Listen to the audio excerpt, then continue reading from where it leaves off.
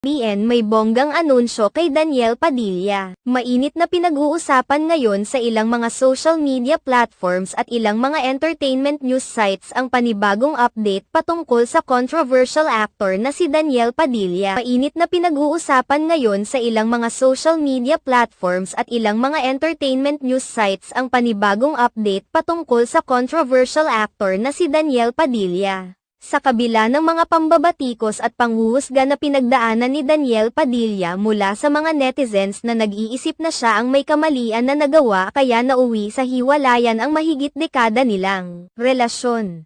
Tila hindi naman hinusgahan ng ABS-CBN Studios si Daniel Padilla at binigyan pa ng magandang project.